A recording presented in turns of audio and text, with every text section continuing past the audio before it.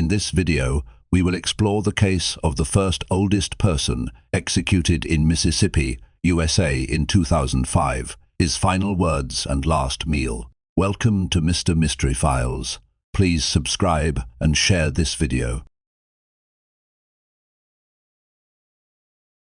For nearly 2 decades, John B. Nixon Sr. was on death row in Mississippi, waiting for the day his sentence would be carried out.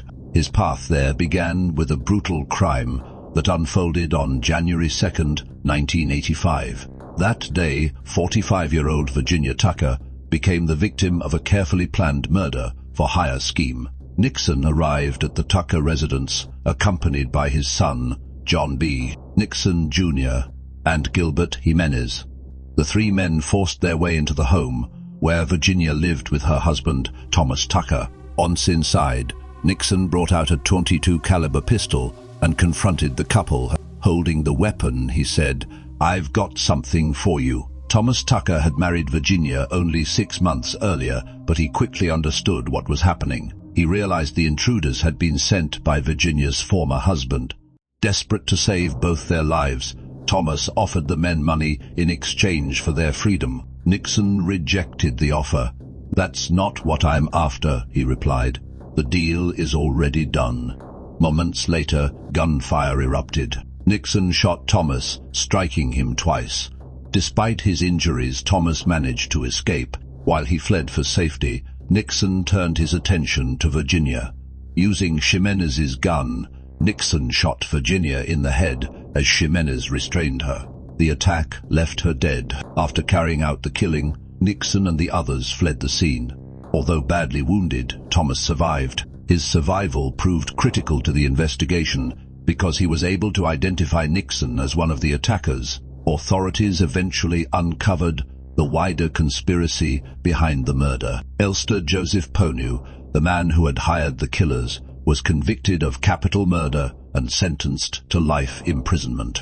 Nixon's sons, Henry Leon Nixon and John B. Nixon Jr., were convicted on lesser charges connected to the plot. Gilbert Jimenez cooperated with prosecutors and testified against the others, receiving a 20-year prison sentence in return. On March 26, 1986, John B. Nixon Sr. was sentenced to death. The years that followed were spent on Mississippi's death row. Nixon pursued multiple appeals in an effort to overturn his conviction, but none succeeded. As the years passed, his execution date drew closer. 19 years after receiving his death sentence, Nixon faced his final day. The evening before his execution, prison officials asked him to choose a last meal. He requested a well-done T-bone steak, buttered asparagus, a baked potato topped with sour cream, peach pie, vanilla ice cream, and sweet tea. On December 14, 2005, at 6:25 p.m., Nixon was escorted to the execution chamber at the Mississippi State Penitentiary in Parchman, Mississippi. He became the first inmate executed in Mississippi that year, and the 7th person put to death in the state since executions resumed in 1976. Before the lethal injection was administered, Nixon was given an opportunity to make a final statement. "I'm sorry for what I did. I'm sorry for the world. I'm sorry for myself. And I'm sorry for the family," he said. He then maintained that he had not killed Virginia Tucker. "I did not kill Virginia Tucker. I know in my heart, and it pains me to admit it, that it was my son and a Spanish friend and another man from Jackson." The execution proceeded as scheduled. 10 minutes later, at 6:35 p.m., John B. Nixon Sr. was